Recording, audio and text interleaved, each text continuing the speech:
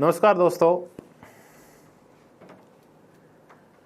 मैं डॉक्टर बेनीवाल और आपसे आज मैं चर्चा करूंगा। आज मैं स्कूल्स कराता हूँ आपको। मज़ेदार टॉपिक है, बड़ा इंटरेस्टिंग टॉपिक है।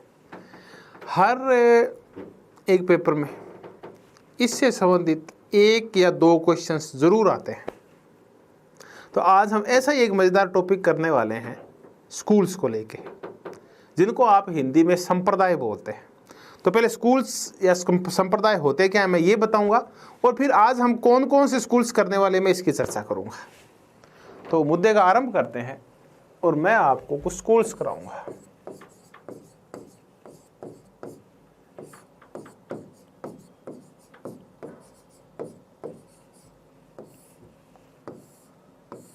देखिए, एक जैसी विचार पद्धति वाले लोगों का जो समूह होता है, एक जैसी सोच वाले लोगों का जो समूह होता है, एक जैसी जीवन पद्धति वाले लोगों का जो समूह होता है, उसको हम कहते हैं कि ये एक संप्रदाय है। वैसे नहीं आता संप्रदाय समझ में अपने को, पहले संप्रदाय को समझते हैं। सिंपल शब्द, थोड़ा आसानी से समझ में आ जाएगा। एक आप पढ़ते हैं ब्रह्म समाज, एक आप पढ़ते हैं आर्य समाज, फिर आप पढ़ते हैं एक संप्रदाय है राधा स्वामी संप्रदाय, फिर बहुत सारे संप्रदाय चलते हैं। शंकराचार्य का संप्रदाय। इनका तात्पर्य यह है कि ब्रह्म समाज वो जो एक जैसी जीवन पद्धति, एक जैसी धार्मिक पद्धति, एक जैसी विचार पद्धति वाले लोग हैं, वो मिलकर एक संप्रदाय बनाते हैं। क्योंकि हम यहाँ पॉलिटिकल साइंस की चर्चा कर रहे हैं, हमें किसी धार्मिक संप्रदाय की चर्चा करनी नहीं है। तो हम यहाँ जो चर्चा कर रहे हैं वो विचार संप्रदायों या आइडिया से संबंधित जो स्कूल है, विचारों से संबंधित स्कूल है, उनकी चर्चा कर रहे हैं। यानी एक जैसी विचार पद्धति वाले, एक जैसी अध्ययन पद्धति वाले लोग जब मिलकर उस पद्धति का विकास करते हैं तो हम उसको बोलते हैं कि एक स्कूल्स के हैं। ऐसे नहीं आता, कई बार पेंटिंग में चर्चा करते हैं, राजस्थान की चर्चा करें, आप पेंटिंग की चर्चा करते हैं कि ये ना मारवाड़ स्कूल की पेंटिंग है, ये मेवाड़ स्कूल की पेंटिंग, उनमें आपको अलग नजर आएगी काफी सारी चीजें। फिर आप कहते हैं कि ये टैगोर स्कूल की पेंटिंग है, तो ये पेंटिंग के ना आप देखेंगे कुछ स्कूल्स हैं जो विशिष्ट तरीके से पेंटिंग करते हैं। वो एक स्कूल का एक विशिष्ट तरीका होगा तो वो एक अलग स्कूल बन जाता है। यानी विचार का एक अलग तरीका, ज्ञान प्राप्ति का, अध्ययन पद्धति का एक अलग तरीका है, वो एक अलग स्कूल का निर्माण करता है। तो ऐसे स्कूल्स जो एक विशिष्ट विचार पद्धति पॉलिटिकल साइंस में प्रयोग करते हैं, उसको हम स्कूल्स बोलते हैं। कौन कौन से स्कूल्स हैं, थोड़ी सी चर्चा करें, आपके समझ में आ जाएगा। आप आम तौर के ऊपर इस स्कूल को जरूर पढ़ते हैं, शिकागो स्कूल। अभी चर्चा कर लेंगे इसकी विशेषता क्या है। देखिए, जो अध्ययन करते वक्त विशिष्ट विचार, कौन से विशिष्ट है कि जो विज्ञानवाद पे बल दे, प्रत्यक्षवाद पे बल दे, अनुभववाद पे बल दे, तथ्यात्मकता पे बल दे, अनुशासनात्मकता के ऊपर बल दे, उसको हम शिकागो स्कूल के विद्वान बोलते हैं। यानी विद्वानों का एक समूह जो एक विशिष्ट विचार पद्धति को आगे बढ़ाता है, उसको हम स्कूल बोलते हैं, शिकागो स्कूल। आज हम चर्चा करेंगे शिकागो स्कूल के साथ साथ फ्रैंकफर्ट स्कूल। हम आज ही करेंगे वियना स्कूल, बताऊंगा मैं आपको। वियना स्कूल या वियना स्कूल नहीं, वियना के लिए आमतौर पे सर्किल लिखते हैं, वियना सर्किल। हम चर्चा कर लेंगे कैम्ब्रिज स्कूल।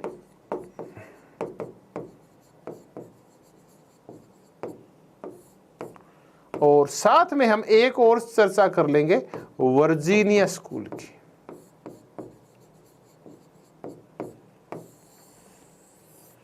तो शिकागो, फ्रैंकफर्ट, वियना, कैम्ब्रिज और वर्जीनिया, इन स्कूल्स की आज हम चर्चा करने वाले हैं। और इनकी पद्धति क्या है, इनकी सोच क्या है, इनके विचार क्या है, इनकी विचार प्रणाली क्या है, इसकी हम आज मजेदार चर्चा करते हैं। एक या दो क्वेश्चन पक्के आते हैं, आप ध्यान रखिए। बड़ा ही महत्वपूर्ण मजेदार टॉपिक है ये वाला, बड़ा साइंटिफिक सा है, समझने में बड़ा ही क्वेश्चन गलत नहीं होते इस टॉपिक के ऊपर, अगर आप ध्यान से आपने पढ़ लिया।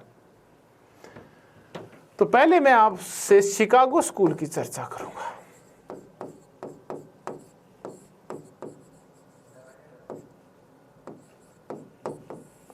देखिए शिकागो स्कूल यूएस में है,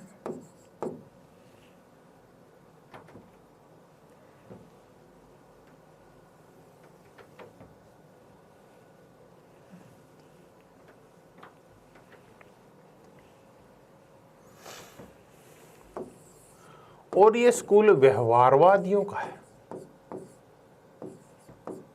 यानी इस स्कूल का संबंध व्यवहारवाद से है। शिकागो स्कूल अमेरिका में व्यवहारवाद का है।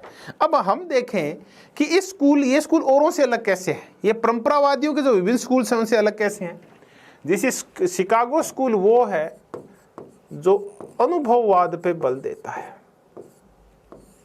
शिकागो स्कूल वो है जो तथ्यात्मकता पे बल देता है, शिकागो स्कूल वो है जो प्रत्यक्षवाद के ऊपर बल देता है, शिकागो स्कूल वो है जो वैज्ञानिक पद्धति पे बल देता है,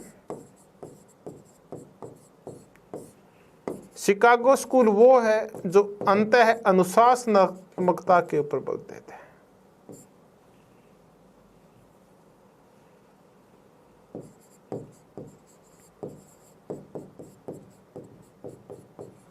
इंटरडिसिप्लिनरी ये वो है जो राजनीति में अनौपचारिक संस्थाओं के ऊपर बल देता है। चलिए इनको हम समझते हैं, अनौपचारिक संस्थाओं पे ज्यादा बल देता है। अनुभववाद, शिकागो स्कूल कहते हैं ज्ञान वही सत्य है, विचार वही सत्य है, अध्ययन के टॉपिक वही लेंगे जिनका हम अनुभव कर सकते हैं, इंद्रियों से अनुभव कर सकते हैं, जिनका साक्षात कर सकते हैं, जिनको देख सकते हैं, महसूस कर सकते हैं। ये ऐसे तथ्यात्मक, इन चीजों को हम तथ्यात्मक बोलते हैं क्योंकि तथ्य है वो अवलोकनीय होते हैं, तथ्यों का पुनर्परीक्षण कर सकते हैं, इनके आधार पर हम भविष्यवाणी कर सकते हैं। प्रत्यक्षवाद, अब आ गया पॉजिटिविज्म, आगे और चर्चा कर लेंगे, अभी यही चर्चा कर लें। पॉजिटिविज्म का तात्पर्य होता है, ये अगस्ट कॉम्टे की देन है प्रत्यक्षवाद। जैसे जैसे आधुनिक युग आया तो हर विषय है वो विज्ञान बनने की और निरपेक्ष नियमों की ओर अग्रसित हुआ, अंतिम सत्य अंतिम ज्ञान खोजने की शुरुआत हुई और ये कहा गया हम इनको खोज सकते हैं। जब न्यूटन खोज सकता है, जब केपलर और गैलीलियो जैसे लोग प्रकृति के संबंध में, फिजिक्स के संबंध में, गति विज्ञान के संदर्भ में जब अंतिम और निरपेक्ष नियमों की खोज कर सकते हैं, तो ऐसा संभव है समाज विज्ञानों के अंदर भी, सोशियोलॉजी में भी ऐसा संभव है। ऐसा कहा अगस्ट कॉम्टे ने और उन्होंने प्रत्यक्षवाद की नींव रख दी, यानी वही चीजें सत्य हैं जो प्रत्यक्ष दिखाई दे रही है, जिन्हें अनुभव कर सकते हैं, निरीक्षण कर सकते हैं, अवलोकन कर सकते हैं। ये अगस्ट कॉम्टे का पॉजिटिविज्म है, इसी से संबंधित है। इसी पॉजिटिविज्म को आधार बना के शिकागो स्कूल आगे बढ़ा। ये विज्ञान के ऊपर बल देते हैं क्योंकि विज्ञान में जो भी कार्य होते हैं उनका अपन पुनर्परीक्षण कर सकते हैं, देख सकते हैं, वो ज्यादा तथ्यात्मक होती है, ज्यादा विश्लेषणात्मक होती है। अंत अनुशासनात्मक का तात्पर्य होता है जब विभिन्न विषयों को मिला के हम अध्ययन करें। क्योंकि व्यवहारवाद है, ये व्यवहारवादी कहते हैं कि हमें मानव व्यवहार का अध्ययन करना है। तो मानव का अगर राजनीतिक व्यवहार आपके तब तक समझ में नहीं आएगा जब तक कि आप उसके धार्मिक, जातीय, शैक्षणिक, मनोवैज्ञानिक, आर्थिक व्यवहार की जानकारी नहीं लेते। जैसे अपने मानव का व्यवहार समझना कि भारत के जो लोग हैं वो जाति के अकॉर्डिंग कार्य करते हैं और वोट डालने वक्त जाति का सहारा लेते हैं। तो देखिए, वोट डालना एक राजनीतिक क्रिया है, एक राजनीतिक गतिविधि है, एक राजनीतिक व्यवहार है, और जाति एक सामाजिक गतिविधि है, यानी सामाजिक संस्था है एक। तो देखिए, एक सामाजिक संस्था आपकी राजनीतिक व्यवहार को प्रभावित कर रही है। तो मानव व्यवहार को अगर संपूर्ण तरीके से आपको समझना होगा तो विभिन्न विषयों को मिला के अध्ययन करना होगा। तो ये है इंटरडिसिप्लिनरी, अंतर विषयी अध्ययन। अनौपचारिक संस्थाएं, राजनीति केवल औपचारिक संस्था ही नहीं बल्कि अनौपचारिक संस्थाओं द्वारा भी प्रभावित की जाती है। देखिए, अपने भारतीय राजनीति वर्तमान में धर्म से प्रभावित है। अब आप बताइए, धर्म क्या है? धर्म एक अनौपचारिक संस्था है जो राजनीति करने के लिए नहीं बनी है। तो वो संस्थाएं जो प्रत्यक्ष राजनीति से नहीं जुड़ी होती लेकिन वो राजनीति को प्रभावित करती है, उनको हम अनौपचारिक संस्थाएं कहते हैं। औपचारिक संस्थाएं वो नियमबद्ध संस्थाएं, कानूनबद्ध संस्थाएं जो बनाई ही राजनीति करने के लिए गई है, जैसे संसद है, राष्ट्रपति है, प्रधानमंत्री है। ये संस्थाएं तो राजनीति के लिए बनाई गई है, राजनीतिक गतिविधियों के, राजनीतिक कार्य प्रणाली के लिए बनाई गई है। तो ये तो है औपचारिक संस्थाएं। और ये जो धर्म है, जातियां हैं, बाजार है, ये भी तो प्रभावित करते हैं, मीडिया है राजनीति को। तो ये अनौपचारिक संस्थाएं। तो शिकागो स्कूल है, ये व्यवहारवादियों का है और ये है व्यवहारवाद। अब ये जरूर चर्चा ज्यादा नहीं करेंगे कि शिकागो स्कूल के विद्वान कौन है, तो हम कहते हैं कि इसकी शुरुआत हुई थी चार्ल्स मेरियम से। लॉसवेल है, कोई 2-4-10 नाम जितने भी याद आ जाए आप देखें, इस स्कूल के हैं, ये शिकागो स्कूल के। डेविड ईस्टन है जिन्होंने ये व्यवहारवाद नाम दिया। फिर आमंड है, कोलमैन है, रॉबर्ट डेहल है, हर्बर्ट साइमन है, हिंज युलाउ है। ये सारे विचारक, वैसे बहुत सारे विचारक हैं, जो व्यवहारवादी विचारक है वो शिकागो स्कूल से रिलेटेड है। जरूरी नहीं कि शिकागो विश्वविद्यालय के प्रोफेसर हो ये सारे, ये किसी भी विश्वविद्यालय के प्रोफेसर हो सकते हैं, लेकिन इनकी जो अध्ययन की पद्धति होगी ऐसी होगी, जो राजनीति विज्ञान को विज्ञान बनाना चाहते हैं, जो उसको तथ्यात्मक बनाना चाहते हैं, इसको ज़्यादा अनुभवात्मक बनाना चाहते हैं, वो सब लोग, विचार पद्धति वाले लोग शिकागो स्कूल से संबंधित हो जाएंगे। क्योंकि शुरुआत शिकागो विश्वविद्यालय से हुई थी, इसलिए नाम इनका ये रख दिया गया। ये किसी भी विश्वविद्यालय के प्रोफेसर हो सकते हैं, विद्वान हो सकते हैं। ये अगला हम करेंगे, वो एक और स्कूल करते हैं, वियना सर्किल करेंगे, स्कूल नहीं करेंगे, वियना सर्किल। देखिए, वियना ऑस्ट्रिया की राजधानी है। ऑस्ट्रेलिया अलग है, ऑस्ट्रिया अलग है। ऑस्ट्रिया एक छोटा सा देश है यूरोप या पश्चिम यूरोप का। कभी महाशक्ति हुआ करती थी, जब हंगरी, ऑस्ट्रिया ये महाशक्तियां हुआ करती, स्पेन, पुर्तगाल, ये तब की बात है। बाद में महाशक्ति के रूप में ऑस्ट्रिया बर्बाद हो गया। वियना सर्किल, वियना राजधानी ऑस्ट्रिया की। वियना सर्किल का संबंध है ये नव प्रत्यक्षवाद से है।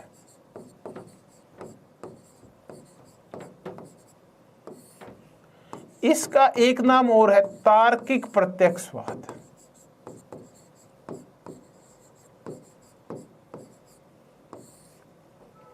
नव प्रत्यक्षवाद या तार्किक प्रत्यक्षवाद, नियो पॉजिटिविज्म या लॉजिकल पॉजिटिविज्म। प्रत्यक्षवाद होता है पॉजिटिविज्म। मैं आपको फिर बता दूं, देखिए ये दो शब्द अलग अलग हैं, प्रत्ययवाद और प्रत्यक्षवाद। प्रत्ययवाद होता है आइडियलिज्म। हेगल वगैरह ये आइडियलिस्ट है, इनका है आइडियलिज्म। प्रत्ययवाद, इसको आदर्शवाद भी बोलते हैं। प्रत्यक्ष होता है कि जो आपको प्रत्यक्ष दिखाई देती है, वो होता है पॉजिटिविज्म। अब हम देखें, प्रत्ययवाद को, आदर्शवाद को छोड़ देते हैं, आइडियलिज्म को, हम तो पॉजिटिविज्म की चर्चा कर रहे हैं। देखिए, प्रत्यक्षवाद का प्रणेता है वो है ऑगस्ट कॉम्टे।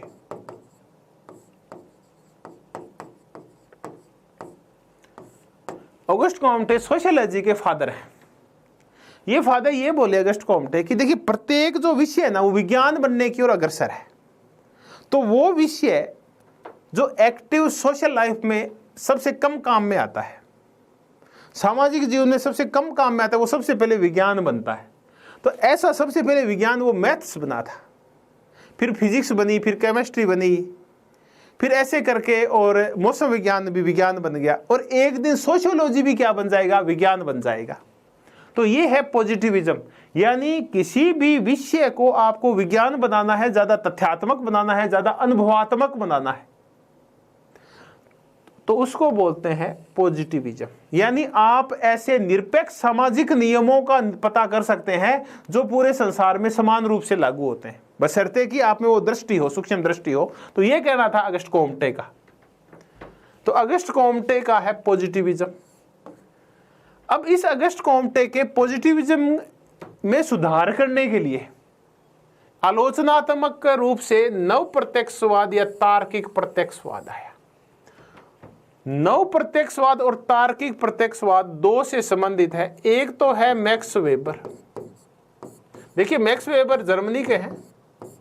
इनको आप तब पढ़ते हैं जब आप नौकरशाही पढ़ते हैं, क्योंकि मैक्स वेबर और नौकरशाही तो पर्याय है। जैसे निर्णय निर्माण और साइमन भी पर्याय है, वैसे ही है। प्लेटो और दार्शनिक राजा पर्याय हैं, गांधी और राम राज्य पर्याय है, वैसे ही मैक्स वेबर नौकरशाही के साथ पढ़ते हैं। ये जर्मन विचारक भी तथ्यों के ऊपर बल देता है। आंकड़ों पे बल देता है, तार्किकता के ऊपर बल देता है। तो ये है तार्किक प्रत्यक्षवाद। देखिए नौकरशाही क्या है, वो कहता है नौकरशाही एक तार्किक प्रणाली है, एक तर्क संगत रैशनल बॉडी है नौकरशाही। तो ये रैशनल क्या होते हैं, जिनको हम तर्क से साबित कर सके, तर्क से जिसकी सत्यता हो सके। तो तर्क है ये निरपेक्ष होते हैं, एक बार किसी आप तर्क को साबित कर देते हैं, फिर ये सब जगह ये तर्क चलता है। तो वियना सर्किल ने अगस्ट कॉम्टे में थोड़ा सा सुधार ये किया। अगस्ट कॉम्टे बोला कि देखिए 3 प्रकार का ज्ञान होता है, एक होता है तथ्यात्मक, एक होता है तार्किक और एक होता है मूल्यात्मक। ये बोला कि अगर किसी भी विषय को ज्ञान बनाना है तो तथ्यात्मक ज्ञान आवश्यक है, तथ्यों पे बल देना आवश्यक है।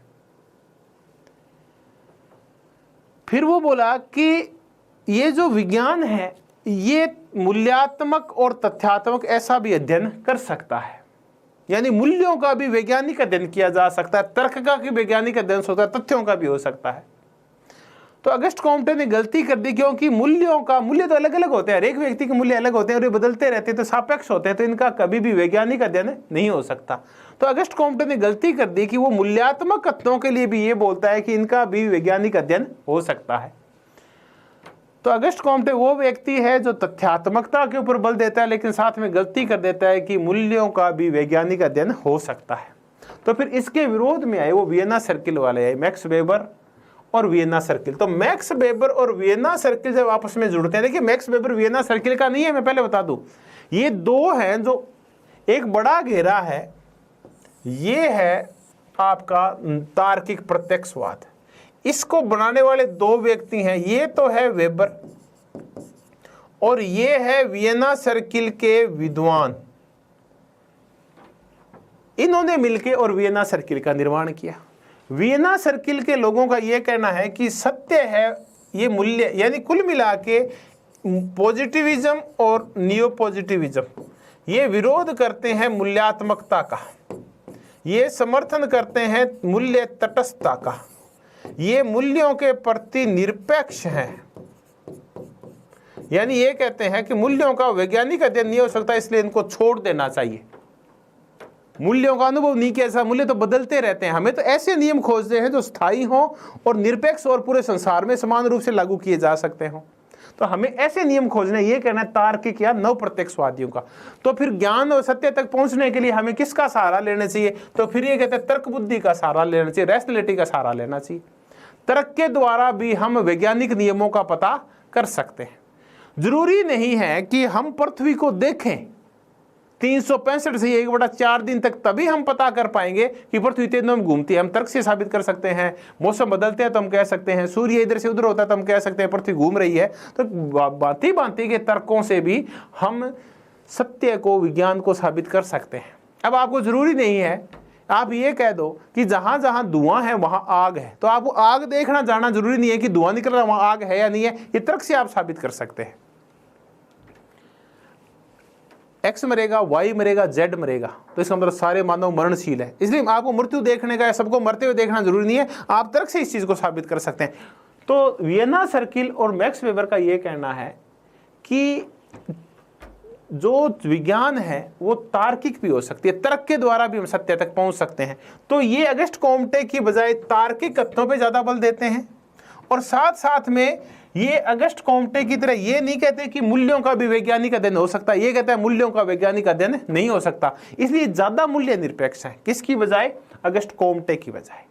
अगस्ट कॉम्टे भी तथ्यों पे बल देता है, लेकिन ये कहता है मूल्यों का वैज्ञानिक अध्ययन हो सकता है। वियना सर्किल वाले मैक्स वेबर कहते हैं मूल्यों का वैज्ञानिक अध्ययन नहीं हो सकता। अगस्ट कॉम्टे ज्यादा बल बोलता है तथ्यात्मकता के ऊपर, ये ज्यादा बल देते हैं तार्किक कथनों के ऊपर। तो ये है नव प्रत्यक्षवाद या तार्किक प्रत्यक्षवाद। तो वेबर और वियना सर्किल के विद्वान, इन्होंने बनाया इसको। अब वियना सर्किल के विद्वान कौन कौन है, इसके ऊपर बहुत बार क्वेश्चन आता है। देखिए वियना सर्किल के जो मुख्य विद्वान है, जिनको हम फादर बोलते हैं, वो है मोर्टस श्लिक।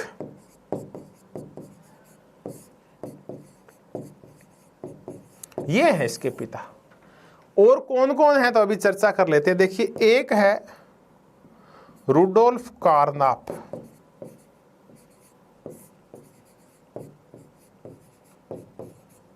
ये हैं। एक है ओटो वॉन, एक है फिगर। ये सब विद्वान हैं। रुडोल्फ कार्नाप है, ओटो वॉन है, फिगर है, ये सारे नव प्रत्यक्षवादी या तार्किक प्रत्यक्षवादी है। और देखिए कौन कौन है, बड़े महत्वपूर्ण है। लुडविग विटजेनस्टाइन,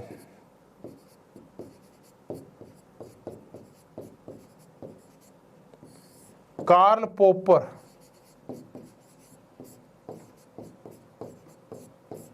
हंस कैल्सन,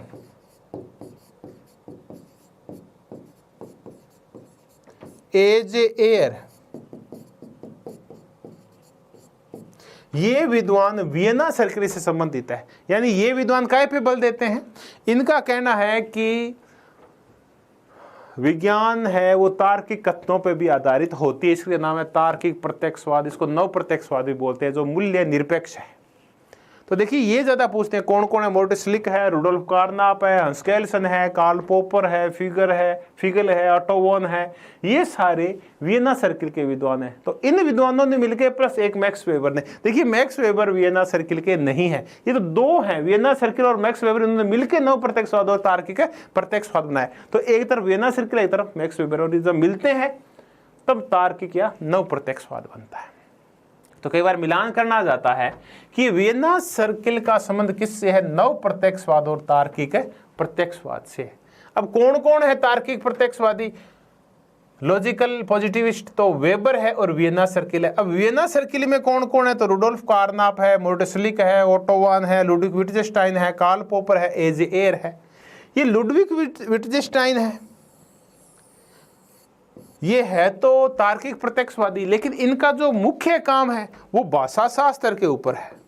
तो ये भाषा शास्त्री भी है लुडविग विटजेनस्टाइन। अब ये भाषा शास्त्र भी ऐसा शास्त्र है जो ये कहता है कि लुडविग विटजेनस्टाइन वाला कि हम मूल्यों का अध्ययन नहीं करेंगे बल्कि तथ्यों पे बल देंगे, अनुभवों के ऊपर बल देंगे, हम तर्क के ऊपर बल देंगे। तो ये भाषा शास्त्र है। तो देखिए अगस्ट कॉम्टे का पॉजिटिविज्म, मैक्स वेबर और वियना सर्किल वाला तार्किक या नव प्रत्यक्षवाद, और लुडविग विटजेनस्टाइन का भाषा शास्त्र। ये तीनों के तीनों विज्ञान पे बल देते हैं, तथ्यों पे बल देते हैं, अनुभव पे बल देते हैं, और इन्हीं से प्रभावित है शिकागो स्कूल। तो वियना सर्किल से प्रभावित है शिकागो स्कूल, क्योंकि शिकागो स्कूल भी विज्ञान और अनुभव पे बल देता है। ये दर्शन के क्षेत्र में ज्यादा कार्य करते हैं, लुडविग विटजेनस्टाइन ने भाषा शास्त्र में किया है, जब शिकागो स्कूल के दार्शनिकों ने पॉलिटिकल साइंस में ज्यादा कार्य किया है। तो ये था वियना सर्किल, हमने जिसकी चर्चा की। ये नव प्रत्यक्षवादियों या तार्किक प्रत्यक्षवादियों का। कई बार इसके विचारक पूछ लेते हैं कौन कौन से इसके समर्थक हैं, या कई बार ये पूछ लेते हैं कि वियना सर्किल है का इससे रिलेटेड है, इसका तात्पर्य क्या है, क्यों ये नियो पॉजिटिविज्म से अलग है, ये भी पूछ लिया जाता है। अब मैं आपको एक और स्कूल करवाता हूं, फ्रैंकफर्ट स्कूल। देखिए फ्रैंकफर्ट स्कूल है, ये जर्मनी में है,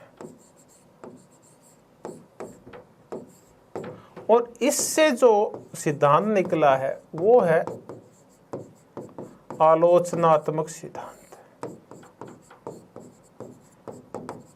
एक क्वेश्चन तो ये तैयार हो गया। और इसकी स्थापना हुई थी वही 1920 और 30 के दशक में, 1923 में हुई थी। जर्मनी के फ्रैंकफर्ट विश्वविद्यालय में इसकी चेयर बनाई गई थी, और जार्ज ल्यूकोस थे वो, उनके यहाँ से इसकी शुरुआत हुई। जार्ज ल्यूकोस फ्रैंकफर्ट स्कूल वाले, यहाँ से इनकी शुरुआत हुई। अब ये जो फ्रैंकफर्ट स्कूल है, हम ये कहते हैं इससे आलोचनात्मक सिद्धांत का इसने निर्माण किया। हम कहते हैं ये, और कहते हैं कि ये नव मार्क्सवादियों का है, यानी इसका संबंध नव मार्क्सवाद से है, नियो मार्क्सिज्म जिसको अपन बोलते हैं।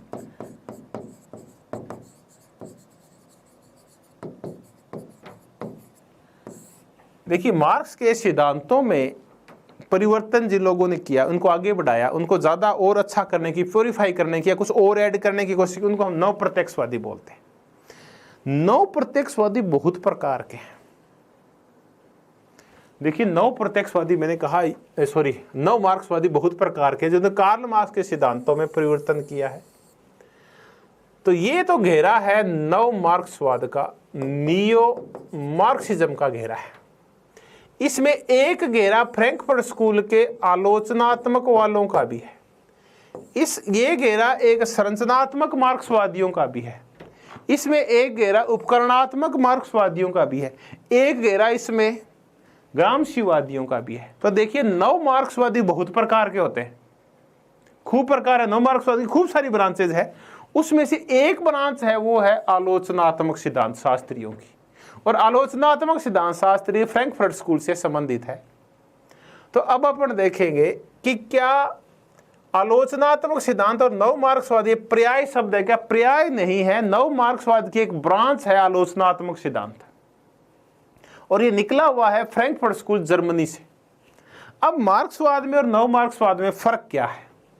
तो इसमें देखिए, मुख्य जो फर्क है वो ये है कि कार्ल मार्क्स बोलता है कि इस संसार की समस्त चीजों और गतियों का जो निर्धारण करता है वो आर्थिक तत्व कहते हैं। तो इसको हम आर्थिक निर्धारणवाद कहते हैं कि भौतिक चीजें उत्पादन के साधन हैं, वही बदलते हैं इतिहास को। आर्थिक निर्धारणवाद, मानव कुछ नहीं कर सकता, आर्थिक परिस्थितियां ही महत्वपूर्ण है, विचार भी महत्वपूर्ण नहीं है। तो ये आर्थिक निर्धारणवाद की आलोचना करते हैं फ्रैंकफर्ट स्कूल वाले, तो आलोचनात्मक सिद्धांत। कार्ल मार्क्स कहता है जो शोषण का मूल है वो आर्थिक शोषण मूल है, यानी शोषण का ये मुख्य प्रकार है कि आर्थिक शोषण ही शोषण होता है, और कोई भी प्रकार का शोषण शोषण नहीं है। ये मूल शोषण, अगर ये सुधर गया तो सारे शोषण ही बंद हो जाएंगे। जैसे कि एंजल बोलता है, एंगल्स क्या बोलता है फैमिली और प्राइवेट प्रॉपर्टी वाली अपनी बुक में, state, family, state and private property, उसमें ये बोलता है कि सबसे पहले पुरुष ने क्या किया, संपत्ति के ऊपर कब्जा किया, और पहला गुलाम बनाया उसने स्त्री को। स्त्री पुरुष से शोषित क्यों होती है? क्योंकि पुरुष के पास संपत्ति है और स्त्री के पास संपत्ति नहीं है। तो शोषण का मूल कारण है वो लिंग परिवर्तन नहीं है, अलग लिंग नहीं है, अलग सेक्स नहीं है, बल्कि आर्थिक कारक है। पैसा नहीं है स्त्री के पास, इसलिए वो शोषित हो रही है। तो ये जो फ्रैंकफर्ट स्कूल है आलोचनात्मक सिद्धांत शास्त्री, ये कहते हैं ऐसा नहीं है। जो भी गतियां हो रही है संसार में, जो भी परिवर्तन हो रहे हैं, वो सिर्फ आर्थिक तत्वों की वजह से नहीं हो रहे। इसके पीछे चेतन तत्व, आत्मा भी महत्वपूर्ण होती है, चेतना भी महत्वपूर्ण होती है, कॉन्शियसनेस भी महत्वपूर्ण होती है। हेगल वाली चर्चा आ गई। तो फ्रैंकफर्ट स्कूल वालों ने मार्क्स के अंदर हेगल को और मिला दिया कि विचारों में परिवर्तन होने के ऊपर भी चीजें बदलती है। देखिए, आर्थिक चीजें तो है ही है, विचार भी महत्वपूर्ण है, चेतना भी महत्वपूर्ण है। तो परिवर्तन दो तरीके से हो सकता है, या तो आदर्शवादी या भौतिकवादी तरीका। तो इन्होंने, फ्रैंकफर्ट स्कूल वादियों ने आर्थिक यानी भौतिकवाद के अंदर अंदर आदर्शवाद और मिला दिया, जड़ तत्व में चेतन तत्व भी मिला दिया, कार्ल मार्क्स में हेगल को भी मिला दिया, इसमें तार्किकता भी मिला दी, वैज्ञानिकता भी मिला दी मैक्स वेबर की, और इसमें इन्होंने मनोविज्ञान भी मिला दिया फ्राइड का। तो इन्होंने कार्ल मार्क्स में और बहुत सारी चीजें मिक्स कर दी। तो वो है आलोचनात्मक सिद्धांत। अब देखिए, ये क्या कहते हैं कि मार्क्स ये कहता है कि आर्थिक शोषण ही महत्वपूर्ण है। अब चलते हैं फ्रैंकफर्ट स्कूल के आलोचनात्मक सिद्धांत शास्त्रियों के। ये कहते हैं शोषण का दायरा बहुत विस्तृत है। एक स्त्री है, उसके पास खूब संपत्ति है, फिर भी वो पुरुष से प्रताड़ित हो रही है। बताओ क्यों? एक पति आईएएस है, पत्नी भी आईएएस है, फिर भी वो पति है, वो हुक्म चलाता है अपनी पत्नी के ऊपर, अपनी स्त्री के ऊपर। बताओ क्यों? इसका मूल कारण ये है कि ये यहाँ संपत्ति का झगड़ा नहीं है। ये नहीं है कि पति के पास संपत्ति और पत्नी के पास नहीं, दोनों भी नौकरी करते हैं, दोनों लाख 2-2 लाख रुपए कमाते हैं, दोनों आत्मनिर्भर है संपत्ति के मामले में, फिर भी पुरुष हावी है स्त्री के ऊपर। क्यों? क्योंकि ये है लैंगिक शोषण। चले अपने भारतीय संदर्भ में चर्चा करें। एक दलित है, उनके पास खूब पैसा है, फिर भी इस हिंदू समाज में उनकी गरिमा है वो औरों के बराबर नहीं है। उनका मानसिक शोषण होता है, उनकी गरिमा का शोषण होता है। बताओ क्यों? ये तो आर्थिक शोषण नहीं है, पैसा तो उनके पास भी, एक ब्राह्मण है वो गरीब है, फिर भी मानसिक शोषण करता है वो एक दलित का, जो कि पैसे वाला दलित है उसका। ये है जातीय शोषण। तो शोषण तकनीकी भी होते हैं। अभी देखिए ये जो है फेसबुक है, व्हाट्सएप है, ट्विटर है, ये सब हमारा तकनीकी शोषण कर रही है। ये हमें बार बार ऐड दिखाती है और हमारा पैसा लूट रही है ये। तो ये है तकनीकी शोषण। हमारा सुख चैन सब कुछ लूट लिया इसने, फेसबुक ने, व्हाट्सएप ने। ये तकनीकी शोषण होता है। तो शोषण केवल आर्थिक नहीं होता, आलोचनात्मक सिद्धांत शास्त्रियों कहता है, बल्कि ये जातीय भी हो सकता है, ये लैंगिक भी हो सकता है, ये तकनीकी भी हो सकता है, ये धार्मिक भी हो सकता है, ये किसी कोई भी रूप हो सकता है। यानी शोषण का दायरा बहुत विस्तृत है। तो हमें सिर्फ आर्थिक शोषण पे चर्चा नहीं करनी है, बल्कि सब प्रकार के शोषण है उन पे चर्चा करके उनको समाप्त करना है। ये कहना है फ्रैंकफर्ट स्कूल के विद्वानों का, आलोचनात्मक सिद्धांत शास्त्रियों का, या नव मार्क्सवादी जो आलोचनात्मक सिद्धांत से संबंधित है। तो हमने इसको फ्रैंकफर्ट स्कूल को और आलोचनात्मक सिद्धांत को समझने की कोशिश की कि ये मार्क्सवाद को हूबहू स्वीकार नहीं करते, बल्कि उसकी आलोचना करते हैं, उसकी समालोचना करते हैं, उसमें संशोधन का प्रयास करते हैं, कुछ नई चीजें जोड़ते हैं और दायरे को ज्यादा विस्तृत करते हैं और समकालीन समय के हिसाब से उसको ज्यादा उपयोगी बनाने की कोशिश करते हैं। तो ये है फ्रैंकफर्ट स्कूल। अब कौन से विद्वान हैं? तो देखिए फ्रैंकफर्ट स्कूल जो जर्मनी का था, उसके अधिकांश विद्वान आपको यहूदी मिलेंगे। देखिए पहली पीढ़ी है उसके हरखाइमर है,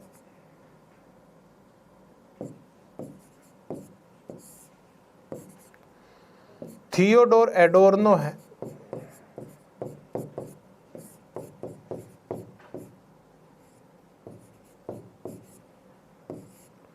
थियोडोर एडोर्नो। और अगली पीढ़ी का विद्वान है वो हेबरमास है, हर्बर्ट मार्क्यूजे है,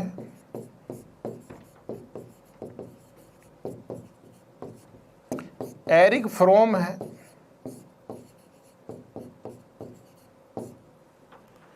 तो ये विद्वान, कई बार इनके बारे में पूछा था कौन से विद्वान थे। 4-5 विद्वानों के नाम तो आप याद रखिए। हरखाइमर है, थियोडोर एडोर्नो है, ये पहली पीढ़ी के विद्वान है। अगली पीढ़ी के हेबरमास है, विशेष करके हर्बर्ट मार्क्यूजे है, एरिक फ्रोम है। हेबरमास द्वितीय पीढ़ी का बहुत बड़ा विद्वान है। आरपीएससी के जो सिलेबस है उसमें तो है ही है, जो कॉलेज लेक्चर का सिलेबस है आरपीएससी का सिस्टर पर, उसमें तो है ही है। ये बहुत बार पढ़ने को आता है। हेबरमास, हर्बर्ट मार्क्यूजे तो है कई जगह विचारकों के रूप में। तो Horkheimer, Theodor Adorno, Habermas, Herbert Marcuse, Erich Fromm है, ये सब फ्रैंकफर्ट स्कूल से संबंधित विद्वान हैं। अब देखिए ग्रामसी, ल्यूई अल्थुजर, निकोलस पोलांजा, क्या ये हैं? क्या नहीं, ये नव मार्क्सवादी तो हैं, लेकिन ये तो अलग अलग प्रकार के नव मार्क्सवादी हैं। इनका संबंध फ्रैंकफर्ट स्कूल और आलोचनात्मक सिद्धांत से नहीं है। जैसे मैं एक नाम लिखूं, ल्यूई अल्थुजर,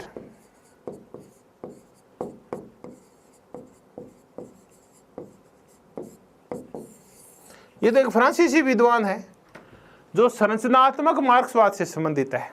जीन पाल सार्त्रे अस्तित्ववादी मार्क्सवादी है, वो आलोचनात्मक सिद्धांत वाला मार्क्सवादी नहीं है, तो वो नव मार्क्सवादी। तो मैंने कहा नव मार्क्सवाद की बहुत सारी ब्रांचेज है। अस्तित्ववादी मार्क्सवाद नव मार्क्सवाद है, संरचनात्मक मार्क्सवाद नव मार्क्सवाद है, उपकरणात्मक मार्क्सवाद नव मार्क्सवाद है, आलोचनात्मक सिद्धांत नव मार्क्सवाद है, ग्रामसीवाद और नव ग्रामसीवाद नव मार्क्सवाद की ब्रांचेज है, विश्लेषणात्मक मार्क्सवाद नव मार्क्सवाद है। तो ल्यूई अल्थुजर नव मार्क्सवादी तो हैं, लेकिन आलोचनात्मक सिद्धांत और फ्रैंकफर्ट स्कूल के नहीं है, बल्कि ये तो संरचनात्मक मार्क्सवादी है, आलोचनात्मक नहीं है। तो मैंने आपको एक और बड़ा मजेदार स्कूल कराया, फ्रैंकफर्ट स्कूल, जो नव मार्क्सवादियों का है, आलोचनात्मक सिद्धांत शास्त्रियों का है, और हरखाइमर, थियोडोर एडोर्नो, हेबरमास, हर्बर्ट मार्क्यूजे और एरिक फ्रोम इसके मुख्य विचारक हैं। अब मैं आपको एक और मजेदार स्कूल करवाऊंगा जो कि ब्रिटेन का है, कैम्ब्रिज स्कूल।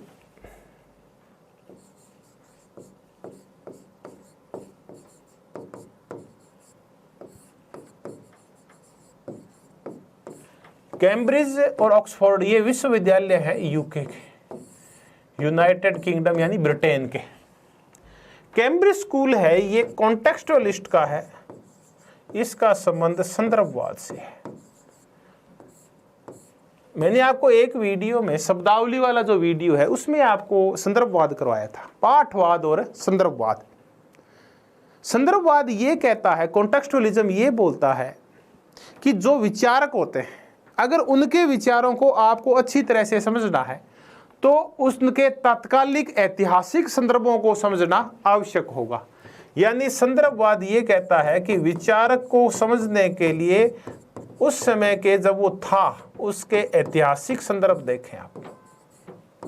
अगर आप प्लेटो को समझना है तो तात्कालिक एथेंस समझना पड़ेगा आपको, उसका इतिहास, उसका समाज, उसकी अर्थव्यवस्था समझनी पड़ेगी, उसकी समाज व्यवस्था समझनी पड़ेगी। अगर आप मैकियावेली को समझना चाहते हैं तो तात्कालिक इटली समझनी पड़ेगी। इटली में जो पोप तंत्र था, इटली में जो धर्मतंत्र था, इटली में मानव का व्यवहार कैसा था, पुनर्जागरण आ रहा था तो धर्म के साथ क्या हो रहा था, ये समझना है, तब आपको मैकियावेली समझ में आएगा। यानी हम कहते हैं कि मैकियावेली पुनर्जागरण का शिशु था, मैकियावेली अपने युग का शिशु था। इसका तात्पर्य मैकियावेली तब तक समझ में नहीं आएगा तब तक जब तक कि आप पुनर्जागरण के बारे में नहीं जानते, आप धर्म सुधार के बारे में अच्छी तरह से नहीं जानते, तो मैकियावेली भी समझ में नहीं आएगा। तो मैकियावेली को समझना है तो क्यों हर एक विचारक अपने युग का शिशु होता है। देखिए, केवल मैकियावेली नहीं था। होब्स को समझना है तो आपको तात्कालिक ब्रिटेन की परिस्थितियों को समझना होगा। जॉन लॉक को समझना है तो आपको 1688 की क्रांति, उसके आसपास के माहौल को समझना होगा। तो आप तात्कालिक संदर्भों के आधार पर ही किसी विचार के विचारकों को अच्छी तरह से समझ पाते हैं कि इसके विचार ऐसे ही क्यों थे। अगर गांधी की अहिंसा आपको समझनी है तो आपको प्रतंत्र भारत और अंग्रेजों के अत्याचार और इन सब मुद्दों को समझना होगा, तात्कालिक समाज और राजनीतिक परिस्थितियों को समझना होगा। तब आप पता चलेगा कि गांधी अहिंसावादी क्यों थे, इनके पीछे मूल कारण क्या थे, मूल संदर्भ क्या थे। ये तभी समझ में आएगा जब अंग्रेजी राज के बारे में, उनके अत्याचारों के बारे में आप जानते हैं। तो मैंने ये बताया कि कैम्ब्रिज स्कूल संदर्भवादियों का है, और संदर्भवादियों का ये कहता है किसी भी विचार की अच्छी समझ तभी पैदा होती है जब हम ऐतिहासिक संदर्भों पर जाएं, ऐतिहासिक घटनाओं पे, और उस समय के इतिहास को देखें, उस समय के समाज, अर्थव्यवस्था और सब चीज़ों को देखें, तब कोई विचार के विचार समझ में आते हैं कि इसने ऐसा क्यों कहा। क्यों दार्शनिक राजा की चर्चा करता है प्लेटो, क्यों पॉलिटी की चर्चा करता है अरस्तु, क्यों सिटी ऑफ गॉड और ईश्वरीय राज्य की चर्चा करता है सेंट ऑगस्टाइन, क्यों कहता है ईश्वर का राज्य महत्वपूर्ण है सेंट ऑगस्टाइन, क्योंकि उसके विचार के ऊपर तात्कालिक मध्य युग का प्रभाव है। तो उसके ऐतिहासिक संदर्भ को, पोप तंत्र को, पादरी को, चर्चों को समझना होगा। अगर सेंट ऑगस्टाइन को, थॉमस एक्विनास को समझना है तो आपको धर्मतंत्र को समझना होगा। तो ये है कैम्ब्रिज स्कूल। अब हैं कौन कैम्ब्रिज स्कूल के विद्वान? तो देखिए, इनके जो मुख्य विद्वान हैं वो है पीटर विंच है। देखिए, इनको याद रखें आप। क्विंटन स्किनर है, स्किनर के ऊपर बहुत क्वेश्चन आते हैं। ये स्किनर वो मनोविज्ञान वाला नहीं है। जॉन डन है, पिकॉक है। तो ये वो विचारक हैं जिनका संबंध कैम्ब्रिज स्कूल और संदर्भवाद से। संदर्भवाद का उल्टा होता है पाठवाद। एंड्रयू हेकर है, प्लेबनाज है, ये सारे पाठवादी हैं। ये कहता है कि किसी भी पाठ को समझने के लिए उसके संदर्भों को समझना जरूरी नहीं है, पाठ सीधा ही समझ में आ जाता है, क्यों ऐतिहासिक संदर्भों में जाएं हम। तो ये कैम्ब्रिज स्कूल की हमने चर्चा की, जो कि संदर्भवाद या कॉन्टेक्स्चुअलिस्ट का है। एक और स्कूल कर लेते हैं, लास्ट स्कूल की चर्चा करें, वर्जीनिया स्कूल।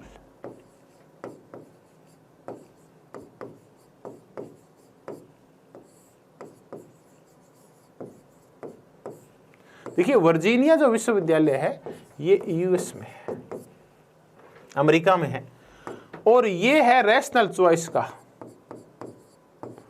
तार्किक चयन, यानी तार्किक चयन रैशनल चॉइस से रिलेटेड है।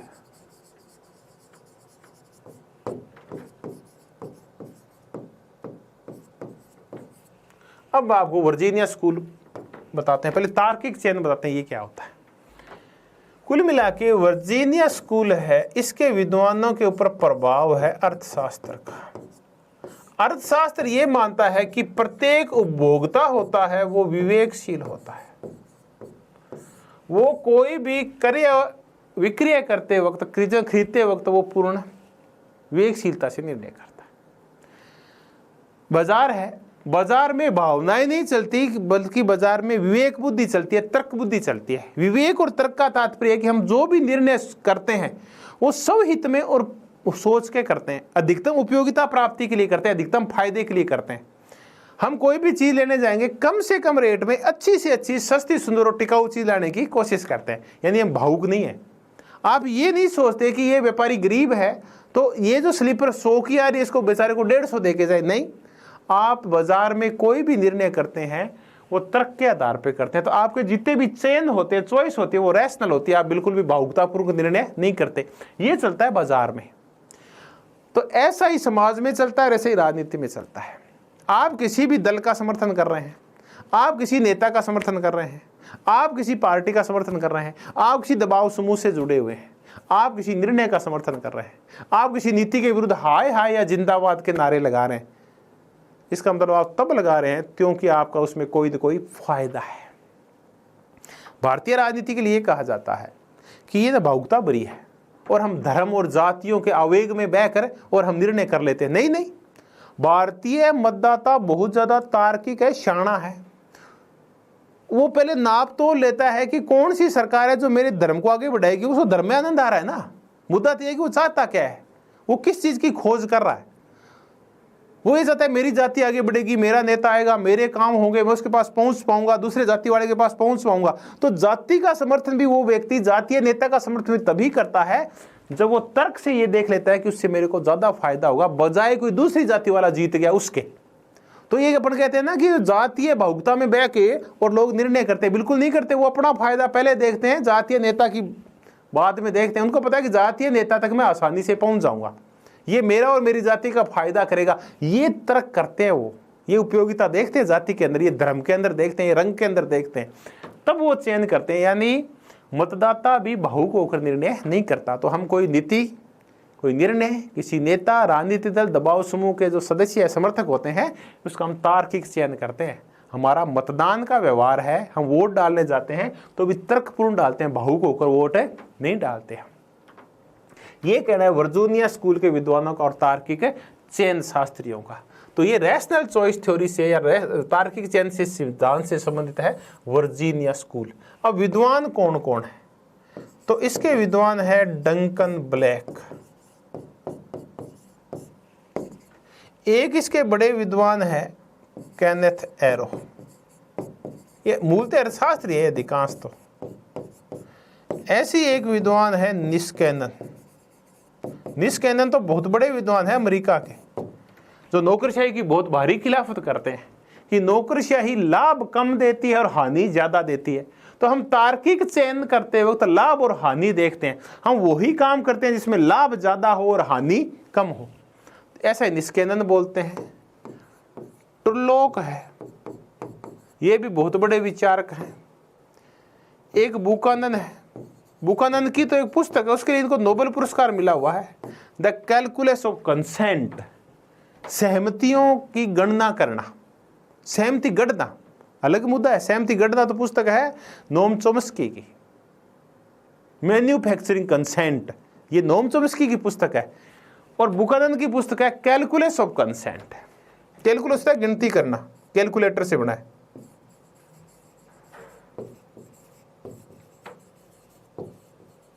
इस पुस्तक के लिए नोबेल पुरस्कार मिला था बुकानन को। तो बुकानन है वर्जीनिया स्कूल यानी तार्किक चयन वाले हैं, जो कहते हैं कि प्रत्येक व्यक्ति निर्णय करता है लाभ और हानि के अकॉर्डिंग करता है, वो कैलकुलस ऑफ कंसेंट। ये तो बुकानन की पुस्तक है जिसके लिए इसको नोबेल पुरस्कार मिला। मैंने कहा एक और पुस्तक है ऐसी ही, वो है मैन्युफैक्चरिंग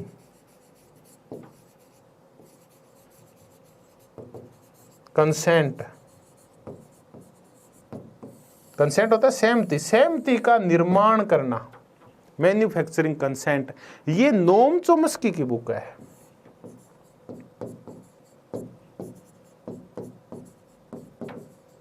नोम चोम्स्की बहुत बड़े विचारक हैं अमेरिका के, मैन्युफैक्चरिंग कंसेंट।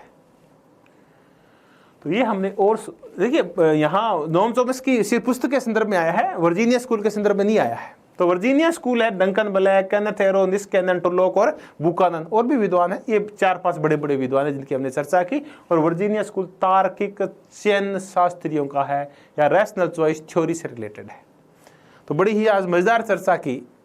मैंने आपको शिकागो स्कूल कराया व्यवहारवादियों का, मैंने आपको वर्जीनिया स्कूल कराया तार्किक प्रत्यक्षवादियों का, मैंने आपको फ्रैंकफर्ट स्कूल करवाया नव मार्क्सवादी और आलोचनात्मक सिद्धांत शास्त्रियों का, मैंने कैम्ब्रिज स्कूल करवाया संदर्भवादियों का, और मैंने वर्जीनिया स्कूल किया तार्किक चयन सिद्धांत से रिलेटेड।